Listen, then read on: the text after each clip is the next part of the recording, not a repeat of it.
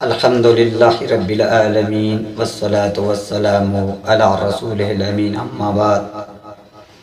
معزز سامعین حضرات، آج ہم آپ لوگوں کے سامنے حق رکھیں گے کہ کون کس راستے پر چل رہا ہے اور کون کس کی اطاعت پر فرما برداری کر رہا ہے۔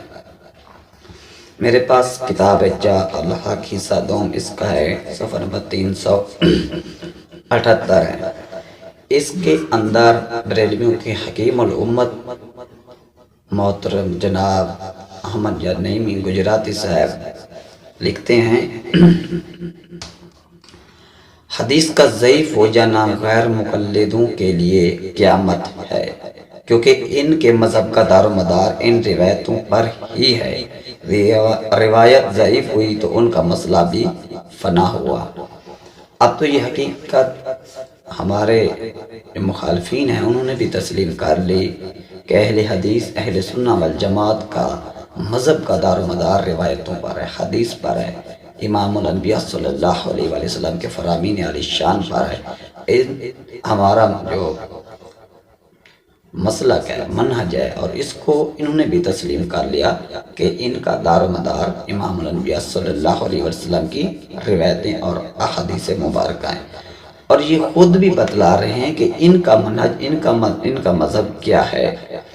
لکھتے ہیں، مگر حنفیوں کے لیے کچھ مضر نہیں، کیونکہ حنفیوں کے دلائل یہ روایتیں نہیں۔ اب وہ خود کہہ رہے ہیں کہ حنفیوں کے لیے کوئی مسئلہ نہیں ہے، اگر حدیث ضعیف ہو صحیح ہو اس کا حنفیوں پر کوئی اثر نہیں پڑتا، کیونکہ یہ روایتیں مطلب یہ رسول اللہ صلی اللہ علیہ وسلم کی فرامین عالی شان، یہ حدیث مبارکہ کا مجموعہ جو ہے یہ ہماری دلیلیں نہیں ہیں۔ دلیل ان کی کیا ہے اب چیک کریں۔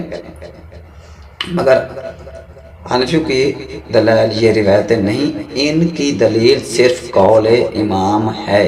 اب یہ کہہ رہے ہیں کہ ہماری دلیل صرف قول امام ہے، کہتے ہیں کہ رسول اللہ صلی اللہ علیہ وسلم کی حدیث مبارکہ ہماری دلیل نہیں ہے، ہماری دلیل صرف قول امام ہے۔ صرف یہاں لفظ صرف کا انہوں نے استعمال کیا۔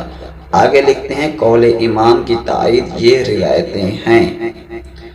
اب چیک کریں کہ یہ کہہ رہے ہیں کہ یہ جو قول امام کے قول میں ہم یہ روایتیں ان کی تائید میں پیش کرتے ہیں، تو اب ان کا کہنے کے مطابق اب مسئلہ یہ سمجھ آیا کہ جتنے بھی حنفی ہیں ان کا تعلق روایت اور حدیث سے نہیں، ان کا تعلق صرف قول امام سے ہے، امام ابو حنیفہ رحمہ اللہ کے قول سے ہے۔ اب یہ پوچھنا چاہیے کہ اگر امام صاحب کا قول صحیح اور ضعیف ہو اس کا کون ذمہ دار ہے؟ رہی بات اہل حدیث کا مسلک، اہل حدیث ہمیشہ یہی کہتے ہیں کہ ہمارا مسلک، ہمارا منہج صرف قرآن اور حدیث ہے، اور انہوں نے بھی اس بات کو الحمدللہ تسلیم کیا۔ ہم یہ صرف کلپ اپنی بولی بالی عوام کے لیے بنا رہے ہیں، ہم انہیں دکھا رہے ہیں، بتلا رہے ہیں۔ یہ جو اپنے آپ کو اتنے بڑے عاشق ہونے کا دعویٰ کرتے ہیں، عاشق ہونے کا دعویٰ کرتے ہیں، یہ ایک چال تو امام ابو حنیفہ رحمہ اللہ کے پیچھے رہیں اور اپنے آپ کو اہل سنت، پھر تو یہ اہل سنت نہیں صرف حنفی ہی ہوں، کیونکہ اہل سنت وہ ہوتا ہے جو سنت کو فالو کرے، سنت پر چلے، لیکن سنت اور روایتیں ان کی کوئی دلیل نہیں، صرف قول امام پر ہی چلتے ہیں، یہ یقیناً حنفی ہیں۔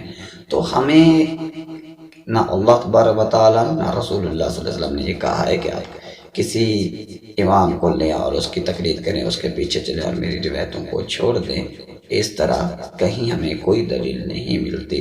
لہٰذا یہ ایک گمراہ کن عقیدہ ہے، اور گمراہ راستہ یہ راستہ وہ نہیں ہے جو ہمیں جنت کی طرف لے جائے گا۔ جنت کی طرف تو راستہ رسول اللہ صلی اللہ علیہ وسلم کا لے جائے گا۔ ایک حدیث مجھے آ گئی جس کا خلاصہ کچھ اس طرح ہے کہ امام الانبیاء صلی اللہ علیہ وآلہ وسلم نے فرمایا، سب لوگ جنت میں جائیں گے سوائے اس کے جس نے انکار کر دیا۔ تو صحابہ نے کہا، یا رسول اللہ، کون بدبخت ہے، کون ایسا شخص ہے جو جنت میں جانے سے انکار کرے گا؟ رسول اللہ صلی اللہ علیہ وآلہ وسلم نے فرمایا، جس نے میری اطاعت کی وہ جنت میں داخل ہوا، اور جس نے میری نافرمانی کی تو جس نے میری اطاعت فرما برداری سے انکار کیا اس نے جنت میں جانے سے انکار کر دیا۔ اب انہوں نے صاف اور واضح طور پر امام الانبیاء صلی اللہ علیہ وسلم کہ حدیث مبارکہ اور اطاعت و فرمان برداری کا انکار کر کے ابو حنیفہ رحمہ اللہ کی اطاعت و فرمان برداری کو انہوں نے اپنایا ہے۔ اب یقیناً انہوں نے ان روایتوں سے انکار نہیں کیا، یقیناً انہوں نے جنت میں جانے سے انکار کیا۔ اللہ ان کو ہدایت دے۔ جزاک اللہ خیر۔